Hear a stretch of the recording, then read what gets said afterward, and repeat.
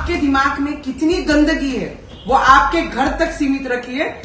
नीतीश कुमार जी, जब आप एक विधानसभा में अगर आप बोलते हैं विधान भवन में और महिलाओं के बारे में, बेटियों के बारे में, तो मुझे लगता है आपके विचार स्पष्ट तरीके से वहां पर दिखाई दिए जिस तरीके से आपने महिलाओं के बारे में और बेटियों के बारे में कहा है। जो नीतीश कुमार जी ने जी बोलने के लिए भी मुझे शब्द नहीं निकल रहे हैं कि एक मुख्यमंत्री एक प्रदेश के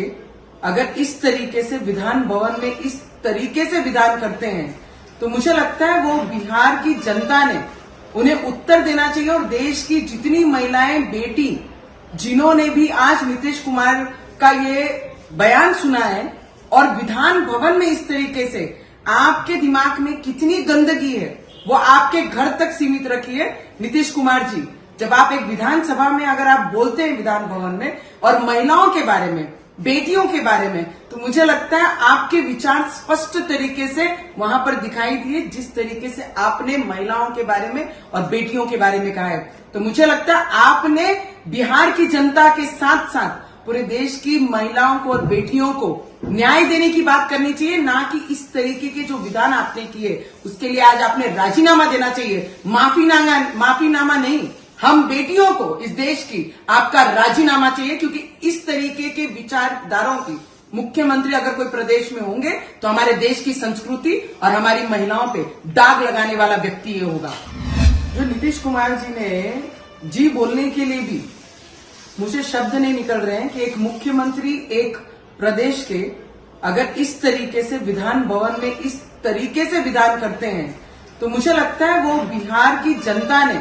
उन्हें उत्तर देना चाहिए। और देश की जितनी महिलाएं, बेटी जिन्होंने भी आज नीतीश कुमार का ये बयान सुना है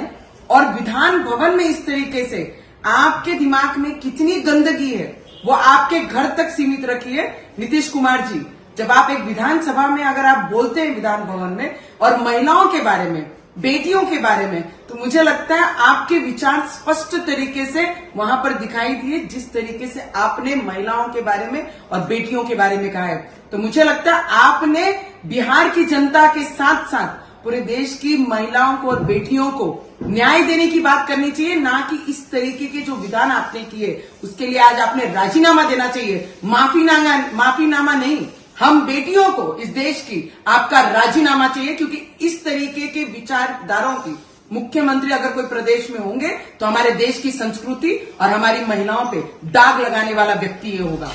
आपके दिमाग में कितनी गंदगी है वो आपके घर तक सीमित रखिए।